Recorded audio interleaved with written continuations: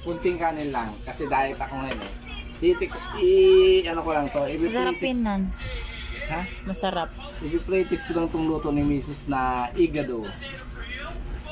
Titikman ko kung masarap nga. Masarap nga talaga. Titikman ko kung masarap. Titikman ko lang ha. Ano Titikman ko lang lang, i-rate mo siya. Ilang rate? Hindi ko pa natitikman eh, mamaya. I-rate ko siya. Masarap. Titikman ko, hindi ko pa nga natikman eh. Sige, tikman mo. I-rate ko to. Parang Maparami ka na naman ng kanin yan. parang hindi ko pa na-rate eh. Thank you Lord sa pagkain. I-rate ko na po ito yung luto ni Mrs. kung masarap. Sige. Hindi. Yung pagkain kasi, yung pang diet na kain, ganyan daw muna. Lasa. Parang ano? Pagka na-rate ko, parang over to. Regaba ka. So over to nga. Hindi mo lang nag-abot ng 5. Pero, Sabi nung anak ko, masarap daw.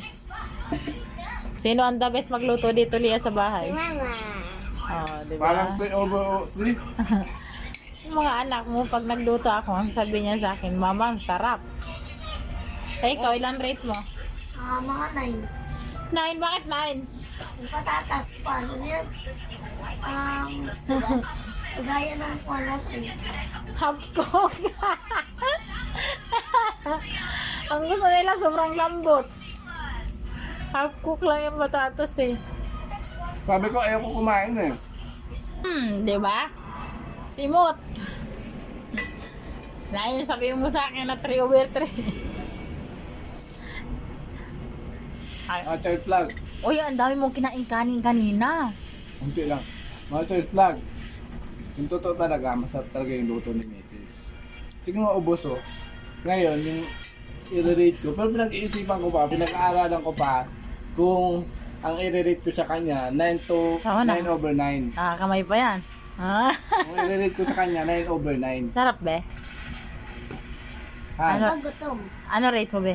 10 over 10. Oh, di ba? Sa akin, pinag-iisipan ko pa kasi yung anak ko 10 over 10. Ako pinag-iisipan ko pa kung 9 over 9. Pero tingin ko 7 over 7 na lang. Nge. Kasi naubos ko Sarap naman siya. kumain yan, no? Kanya isang tubo pa ako. O, ayan o. Payat-payat, Master pero vlog. lakas kumain yan. Master vlog, ito may isang subo pa. Sige nga. Parang hindi ko na sana ubusin pero parang masarap eh. Masarap nga pala talaga. Ito yung patunay. Sarap.